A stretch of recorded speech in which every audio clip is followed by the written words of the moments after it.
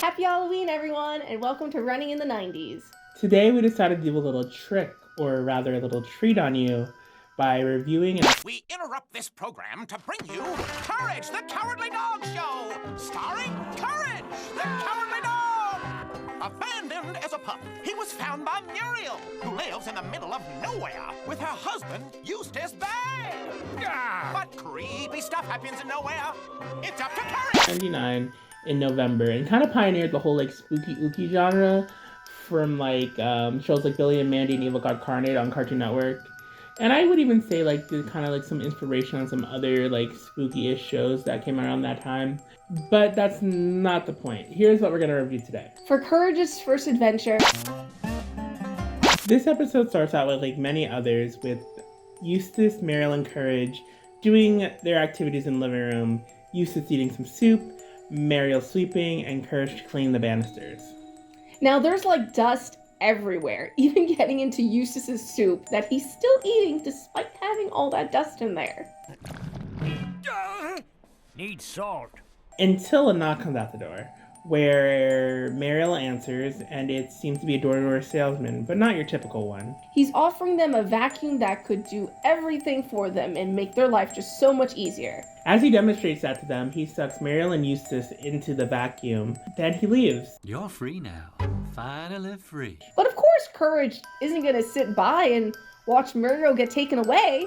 I mean, that's the only person in the world he cares for. I mean, he could really care less about Eustace. He only saves him as collateral. Courage chases after the car that the salesman is in and finds himself in a hole. Oh, it's a gerbil, by the way. I don't know if we mentioned. It's a gerbil.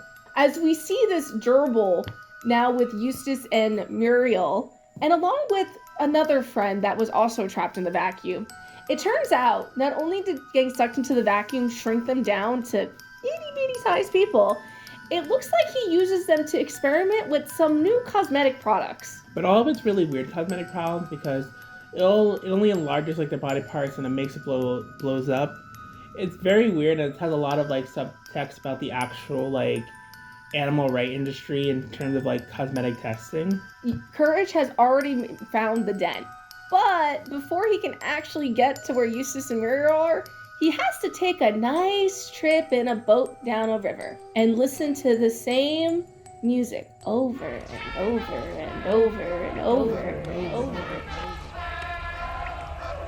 Once Courage finds Muriel and Eustace, after they've been through like a few experiments, he manages to suck them back into the vacuum, but not before a little confrontation with Mr. Gerbil, or Dr. Gerbil, as we found out later. This leads to a high-speed jet boat race down the river and out to the open water. And I just have to say, as a kid, this part really freaked me out. I mean, it goes completely silent in terms of any other noise and just plays this rather creepy, eerie music that as a kid, like, it just really scared me. I couldn't explain why, but it always unsettled me, which I guess is kind of the point.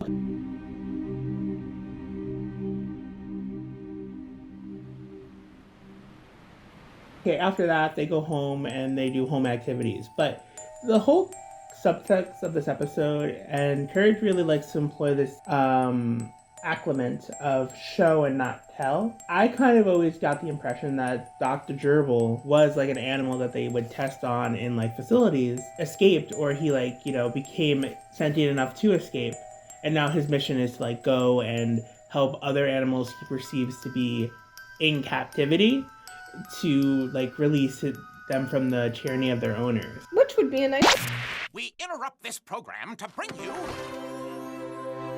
Which is like a really well done Giving Tree ripoff. In this story, it starts off that Muriel is waiting for a delivery of some like new curtains. Once they arrive, it turns out they packaged some seeds in there, which Muriel goes to give to Eustace. Ain't nothing grown here in 50 years. And throws them out the window to where they hit Courage on the head. Courage decides to plant them, and almost immediately after planting it, a rain cloud forms and waters it, and then it sprouts a rose. And that rose turns into a large purple tree.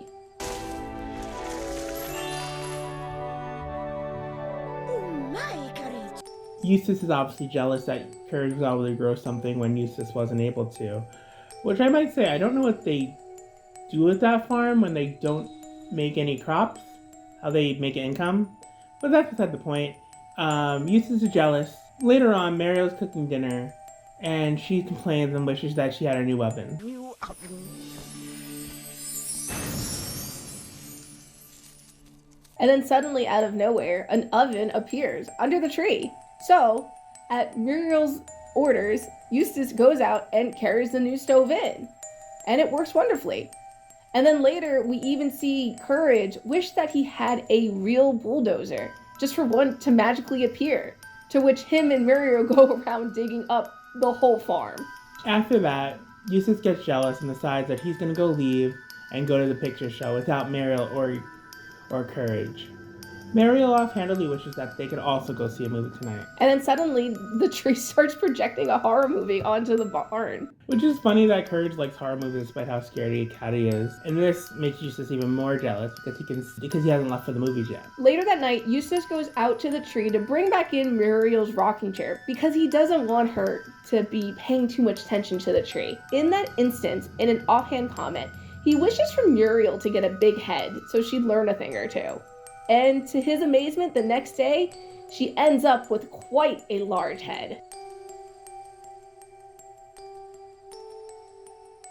Once they see that, Eustace decides to call the doctor, and she is diagnosed with boli, which doesn't seem to have a cure at the moment. So, of course, Courage being Courage, starts to panic and think the worst. And Eustace says, Uh-oh. This is serious. I better call the doctor. I'm getting hungry. so he decides he's going to cut down the tree. But Courage doesn't want to let that happen, so he builds a moat and a castle around the tree in order to protect it. In the moat, he even puts like a weird fish snake monster to help him fight, and it sings while also biting you. The pipes are calling. So Eustace tries multiple times to try to chop down the tree, but Courage or the moat or something stops him every time. Then Courage gets a call for the doctor saying there's a cure for boli. Courage makes his way to the doctor just to find out the doctor doesn't have a cure for boli. Discovered the remedy. This will cure your broken leg. And how some weird green liquid in a container is supposed to cure a broken leg is beyond me. By the time Courage gets back to the farm, the tree has been chopped down. In the tree's dying breath, because the tree has a mouth now, I have the remedy you seek. Pick all the flowers from my branches and mix with pure hornet's honey. This is the cure. And in an instance, Muriel is cured and off to make herself a cup of tea. so everything seems to be all good until Eustace also comes down with boli. But without the tree, there's no cure for it, and that's how the episode ends. So Dana, what do you think about these episodes of Courage the Cowardly Dog?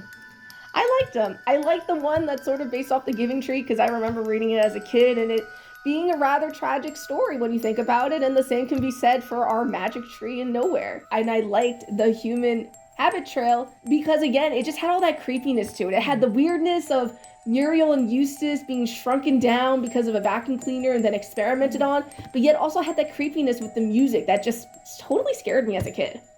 I'd almost have to disagree with you. I love Courage and I love these episodes, but I do not believe they're the creepiest episodes in the series. I believe there are scarier ones, and if you want us to review those too, let us know, because I will. I'll make her. I'll make everybody. I'll get my sister involved. It'll be a great time. But I guess that's it. Happy Halloween, everybody. Happy Halloween. Bye. Bye.